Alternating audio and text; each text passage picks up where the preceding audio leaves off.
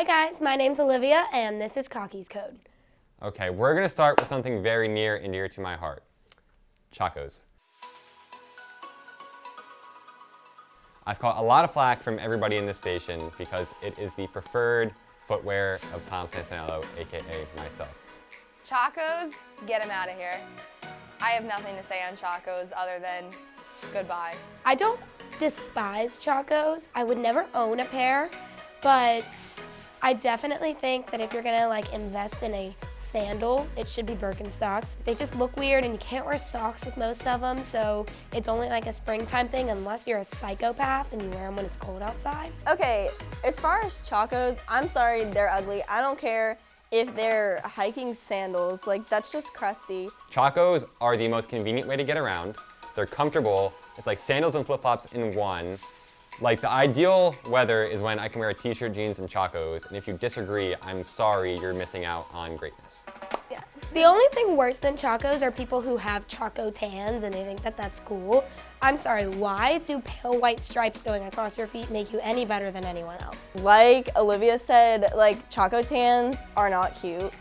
I don't know why that's such a goal every single summer, but apparently it's a thing. It's so nice when we have a noon kickoff and the high for the day is 105. It's noon, we're all sweating, we all look like we're about to pass out. The stretchers are out, we get the water monster coolers at Williams Price. I don't know what they're called. They saved my life multiple times this season because I would die without them. Noon kickoffs suck in every imaginable way. I love noon kickoffs. Nobody wants to wake up that early just to tailgate. I wake up at 7 a.m. I start making up some pancakes, French toast, wake all my roommates up, we got mimosas going. Have my fun at the tailgate, take a nice nap, eat some food after. Have a nice recovery, and then you're nice and fresh for the night that's awaiting you ahead. I like them, I don't love them, and I don't hate them. I like them, I'm okay with No, night games, they're the best. The sun's down, it's not hot. The SEC, if you're watching this, please consider no more noon kickoffs. It's a movement.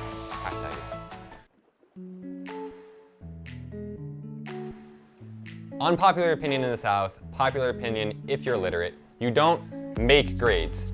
You get grades. When I get my A's, because that's what I do, I don't go, I made an A. I got A's. I received them. I didn't cook them up like they're cookies and make them. I got an A.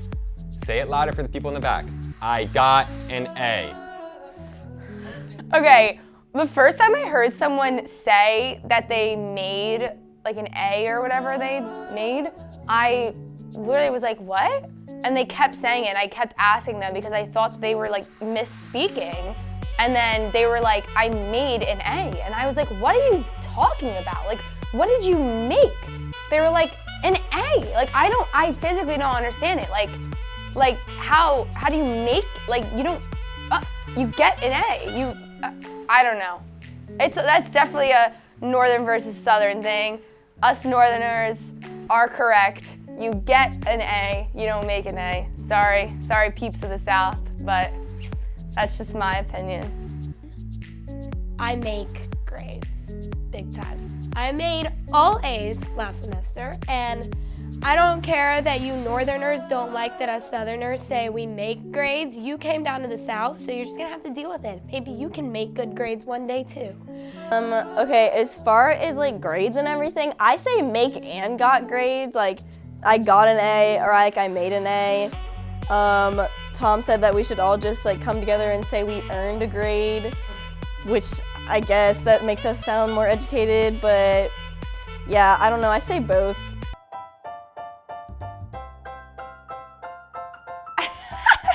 I hate children.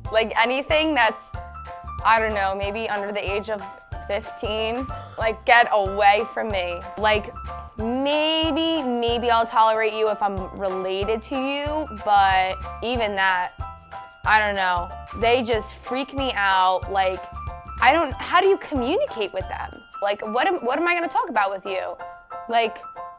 Peppa the Pig? I don't know. She's wondering how you talk to kids. You literally say what you would say to a teenage boy and then dumb it down by 3 brain cells, and that's how you talk to a 4-year-old, basically.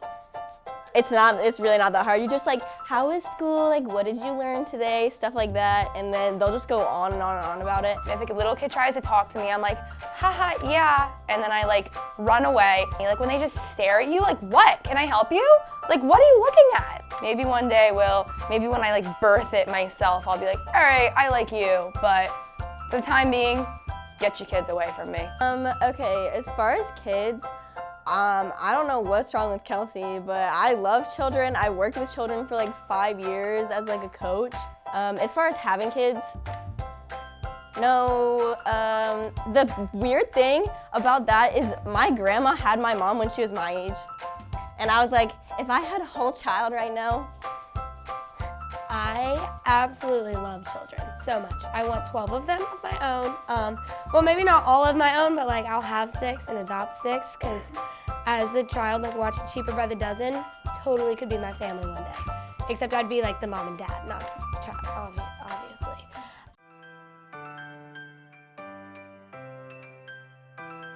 I'll do the one that there's much controversy around that Kelsey thinks is friggin' hilarious. I like guys under 6 feet, okay? I said it. Lindsay over here loves men that are under 6 feet. I don't know what's up with that. I want my man to be like towering over me. Like, I want you to be large, like, I don't know. Like, reminds me of the cartoons. Yes, Johnny Bravo, that's what I was thinking of. No, but like in the cartoons, when like the men would like, stick out their hands to like, I don't know, hold their like wife's hand, and it literally was like, this is the wife's hand like in the man's hand, and it was like, like, is anyone else following or no? Like, All of my men, even guy friends, I don't even think I have guy friends under 6 feet. But not even just men that I date, but men that I'm friends with. Even my younger brothers, they're 13 and 15, and they're over 6 feet. So I like big guys. Big time. But guys, if you're over, okay, I can do like 6'1" or 6'2". If you're over 6'2", that's terrifying. I'm 5'3", and I'm absolutely terrified of any guy over 6'2". Like guys that are like 5'9", 5'10", they're like perfectly like, I can perfectly like nestle my head into their shoulder, and it's just like the perfect height. This is just straight up math here, like it just makes sense. Like if you're 6'6" and I'm 5'3", like, what? No, that doesn't, no. Like no. All I gotta say is no. I'm sorry, no.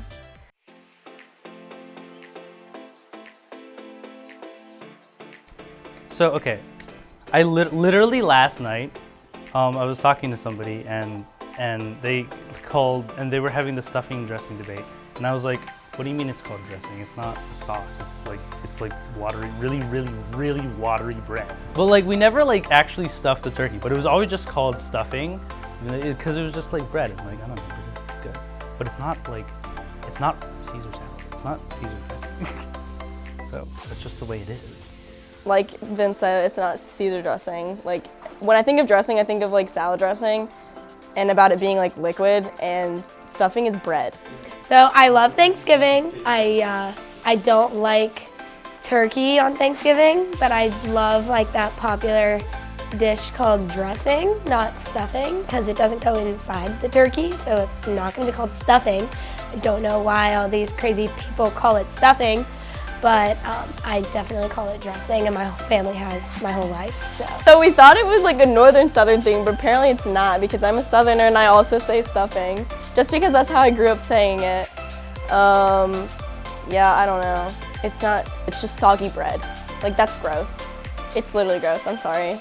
That's another unpopular opinion. I hate stuffing / dressing anyways.